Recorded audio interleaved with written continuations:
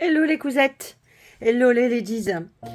Donc comme je vous avais promis, je vais vous expliquer quelques petites précautions à prendre pour coudre du tissu anorak ou du tissu glissant. Alors voilà, une fois que vous avez découpé vos pièces, ben forcément, hein, vous avez les coutures qui sont ici. Mais ici, vous avez donc du tissu libre. Et là, il faut le gérer avant assemblage pour éviter tous les soucis. Donc au niveau de la découpe, ça se passe bien, vous voyez, hein, c'est assez propre. Voilà, ici.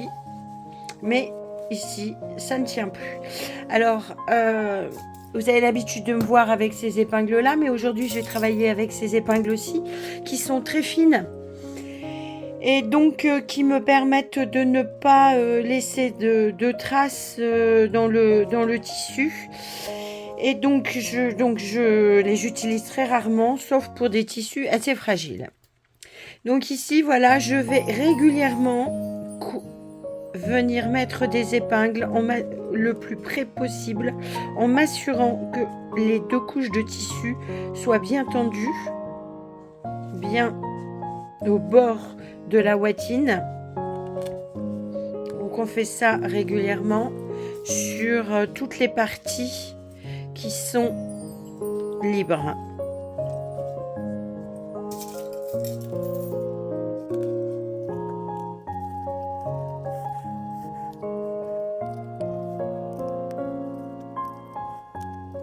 Donc vous faites ça sur la totalité de votre pièce. Alors bien évidemment, le plus simple serait de venir faire un surjet, mais comme je vous ai demandé de venir mettre les épingles le plus près possible, je vous propose une autre solution, je vous montre tout de suite. Donc j'ai préparé déjà, voilà, en fait, je viens à la machine à coudre au point allongé, fixer ces deux parties. Alors vous pouvez le faire dans une couleur de teinte contrastée, comme ça éventuellement si vous avez une malfaçon sur l'arrière, vous n'avez pas de problème, c'est facile de découdre puisque le fil est très visible pour reprendre votre assemblage.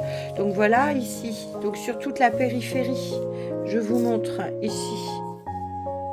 Je suis venue fixer tous les tissus et ensemble, et une fois que j'ai fait ça, je viens surjeter. Alors à 1 ou 2 fils, c'est vous qui voyez, en fonction des marges de couture qui sont demandées au patron. Donc là, moi, je l'ai fait à 7 mm avec 2 fils.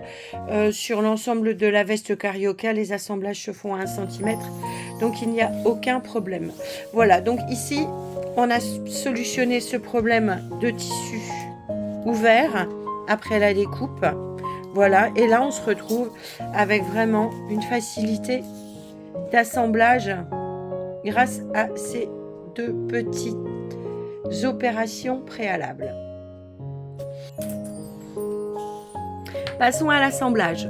Bon, donc c'est un tissu qui glisse, hein, mais bon, une fois qu'il est bien épinglé, hein, si vous l'épinglez bord à bord, donc on va faire ici régulièrement, donc endroit contre endroit, avec le pied traditionnel, doucement, en épinglant régulièrement, il n'y aura pas de souci.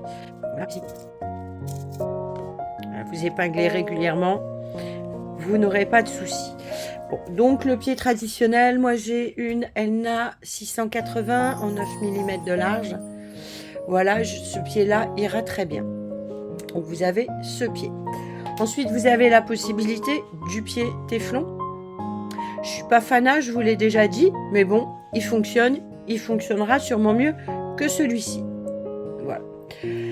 Alors ensuite, j'ai ma petite botte secrète qui n'est pas forcément conventionnelle, je vous l'avoue.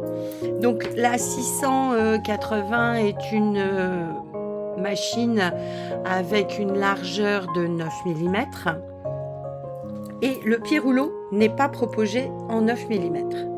Donc le pied rouleau, c'est quoi? C'est un pied transparent avec un rouleau. Donc ce rouleau glisse et donc aide énormément, avance tout seul grâce à ce rouleau. Il avance tout seul sur le tissu. Il ne bloque pas, le rouleau avance. Donc en fait, mais celui-là chez Elna et dans beaucoup de marques n'est proposé qu'en 7 mm. Mon Elna est en 9. Donc la petite solution. Ce n'est pas traditionnel, mais ça n'abîmera en rien votre machine. Je remplace le support de pied. Donc je dévisse celui qui est existant de ma machine sur la tige. Je dévisse. Je remplace par celui-là. Alors normalement ici, les deux sont séparés. C'est vendu séparément, le pied rouleau et le support de pied. Donc ici, ils sont déjà attachés. Je vais pas m'amuser à essayer de le détacher au risque de l'abîmer. Je suis pas sur la machine. Donc là ici, je fixe ça. Après avoir défait la tige support de pied de la machine, je fixe celle-ci à la place. Voilà. Et donc, maintenant, j'ai un pied en 7 mm. Mais j'ai surtout ce fameux pied rouleau qui va venir m'aider. Là, donc, ça, c'est super. Un pied qui ne coûte pas très cher, vite rentabilisé. Et à mon avis, une meilleure aide que le pied téflon que je vous ai parlé tout à l'heure. Donc, la seule précaution à prendre, je le répète, ça n'abîmera pas votre machine. C'est juste que c'est une largeur pour piquer de 7 mm. Donc, dans le cas où vous avez l'habitude de bouger votre aiguille,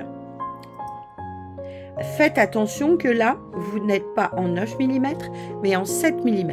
Donc, quand vous bougez votre aiguille, faites toujours, avant de lancer votre couture, un test en vous aidant du volant de la machine pour vérifier que votre aiguille va bien taper dans l'ouverture du pied qui est ici et qui ne va pas taper sur le pied. Je le répète, ici, on a une largeur de 7 mm pour habituellement une largeur de 9.